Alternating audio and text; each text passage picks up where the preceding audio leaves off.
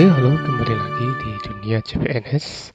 Kali ini kita masuk ke bagian yang ketiga, latihan soal TWK untuk CPNS tahun 2021. Oke, seperti biasa, langkah-langkah dalam mengikuti video ini adalah sebagai berikut.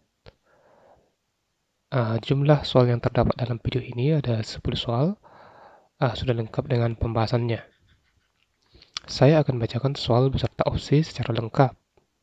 Setelah saya selesai membacakan soal dan opsi, saya akan berikan jeda 3 detik supaya teman-teman bisa menjawab terlebih dahulu.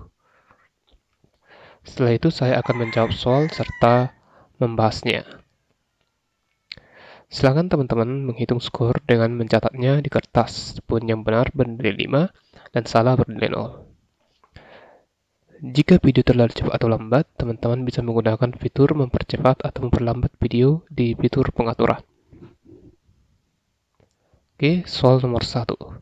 Hasil perubahan UUD 1945 yang ketiga dilaksanakan pada tanggal 9 November 2001.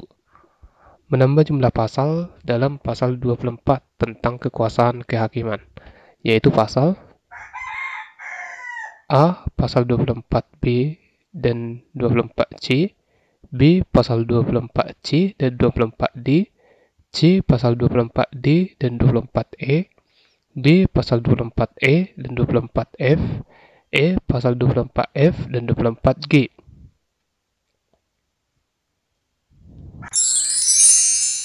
Jawaban yang benar adalah A. Pasal 24B dan 24C. Hasil perubahan Undang-Undang Dasar 1945 ketiga yang dilaksanakan pada tanggal 9 November tahun 2001 menambahkan jumlah pasal dalam pasal 24 tentang kekuasaan kehakiman, yaitu pasal 24B dan 24C. Soal nomor 2. Bagian keempat pembukaan UUD 1945 mempunyai hubungan yang bersifat kausal organis dengan batang tubuh UUD 1945 yang mencakup beberapa segi sebagai berikut ini, kecuali A. Undang-Undang Dasar ditentukan akan ada. B. Yang diatur dalam UUD adalah tentang pembentukan pemerintah negara yang memenuhi berbagai persyaratan dan meliputi segala aspek penyelenggaraan negara. C. Negara Indonesia ialah berbentuk republik yang berkedaulatan rakyat. D. Ditetapkan dasar kerohanian negara atau dasar filsafat negara Pancasila. E. Rangkaian peristiwa dan keadaan yang mendahului terbentuknya NKRI.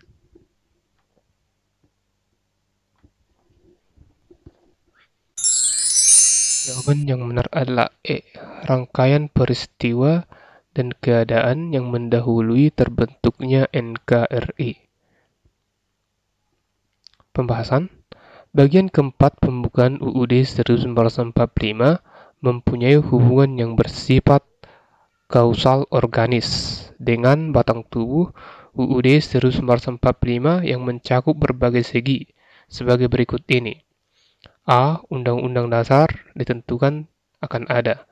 B. Yang diatur dalam UUD adalah tentang pembentukan pemerintah negara yang memenuhi berbagai persyaratan dan meliputi segala aspek penyelenggaraan negara. C. Negara Indonesia ialah berbentuk republik yang berkedaulatan rakyat. D. Ditetapkannya dasar kerohanian negara atau dasar filsafat negara Pancasila. Soal nomor 3. Nasionalisme yang lahir di Indonesia bukanlah nasionalisme Barat, melainkan nasionalisme of humanity yang dikemukakan oleh Soekarno, yang berarti bahwa A. Kemanusiaan adalah satu, B. Kemanusiaan merupakan perbedaan yang harus dipertahankan, C. Karakter bangsa lahir dari kemanusiaan, D. Jiwa dan jati diri bangsa dipersatukan, E. Kemanusiaan adalah sebuah karakter. Jawaban yang benar adalah A. Kemanusiaan adalah satu. Pandangan Insinyur Soekarno yang menegaskan bahwa nasionalisme of humanity diartikan sebagai kemanusiaan adalah satu yang merangkul semua perbedaan dan mewujudkan titah Gajah Mada yang memiliki kesamaan tujuan, Father Mother bangsa Indonesia. Soal nomor 4. Mematuhi adat yang ada di daerahnya termaksud pengamalan sila ke A1, B2, C3, D4, E5.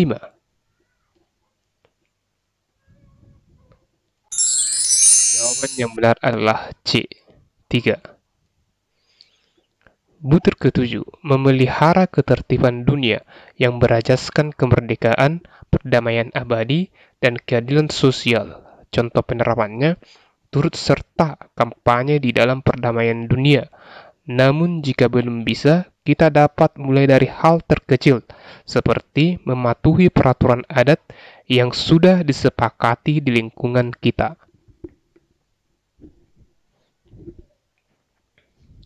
Soal nomor 5. Berikut ini yang termaksud dalam faktor pendorong nasionalisme dari luar Indonesia pada awal pergerakan nasional, kecuali A. Kemenangan Jepang atas Rusia, B. Kebangkitan nasionalisme Asia Afrika, C. Adanya kelompok masyarakat berpendidikan tinggi, D. Timbulnya paham baru nasionalisme, E. Lahirnya ideologi baru.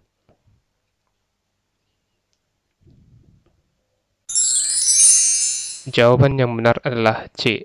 Adanya kelompok masyarakat berpendidikan tinggi.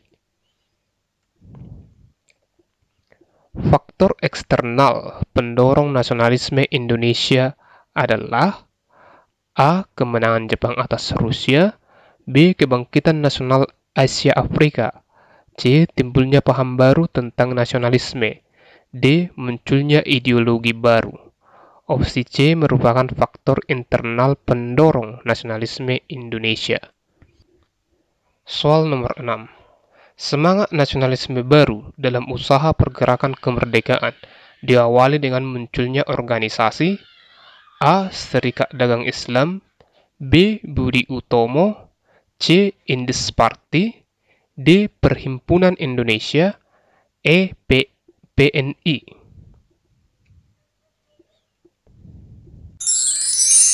Jawaban yang benar adalah B. Budi Utomo.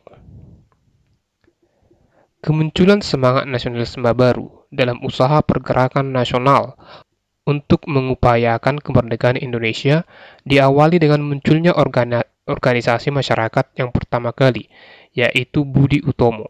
Pemakarsa Budi Utomo adalah Wahidin Sudirohusodo pada tahun 1908.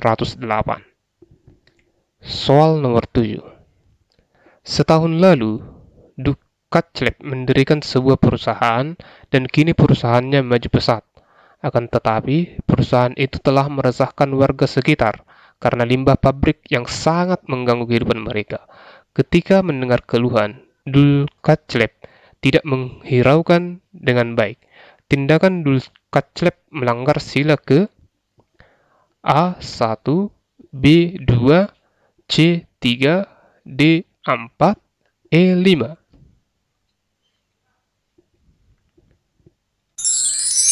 Jawaban yang benar adalah E5.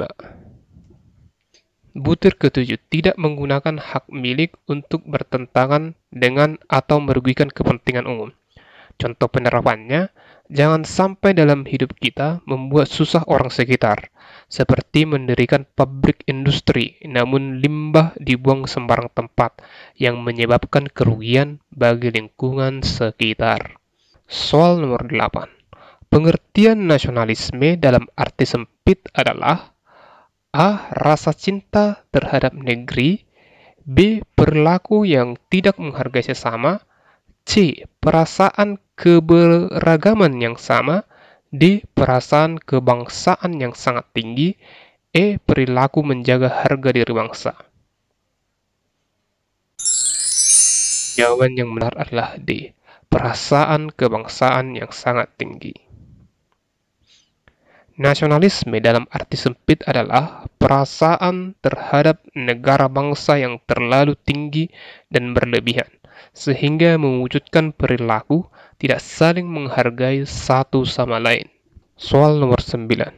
Pancasila mengandung nilai-nilai luhur yang dijadikan tolak ukur dalam melaksanakan pembangunan nasional, baik perencanaan, perorganisasian, pelaksanaan, pengawasan, maupun evaluasinya. Pernyataan tersebut merupakan pengertian fungsi Pancasila sebagai A. Pandangan hidup bangsa, B. Paradigma pembangunan nasional, C. Moral pembangunan, D. Cita-cita dan tujuan nasional, E. Pengamalan Pancasila. Jawaban yang benar adalah C. Moral pembangunan. Pancasila mengandung nilai-nilai luhur yang diartikan tolak ukur dalam melaksanakan pembangunan nasional, baik perencanaan, perorganisasian, pelaksanaan, pengawasan, maupun evaluasinya. Pernyataan tersebut merupakan pengertian fungsi Pancasila sebagai moral pembangunan. Soal nomor 10. Pemberhentian sebuah perkara yang terbukti melanggar aturan hukum dan sudah diproses peradilan dinamakan A. Amnesti, B. Rehabilitasi, C. Abolisi, D. Grasi, E. Remisi. Jawaban yang benar adalah C. Abolisi. Abolisi merupakan penghapusan terhadap seluruh akibat penjatuhan keputusan pengadilan pidana kepada seseorang terpidana atau terdakwa yang bersalah. Tindakan penghapusan atau pemberhentian atau pembatalan ini merupakan sarana praktik yang ada hukum. Abolisi adalah hak yang dimiliki kepala negara yang berhak menghapus tuntutan pidana dan memberhentikan jika telah dijalankan. Tertuang pada pasal 1, angka 1, UUD nomor 22 tahun 2002. Oke, sekian soal kali ini, teman-teman. Kita tahu ujian sebentar lagi, jangan pernah menyerah untuk belajar, jangan pernah bosan untuk terus belajar dari manapun, baik dari channel ini ataupun dari sumber-sumber lainnya. Oke, tetap semangat, semoga apa yang kita bahas melekat di pikiran kawan-kawan semua dan berguna nantinya untuk ujian. Terima kasih dan sampai jumpa.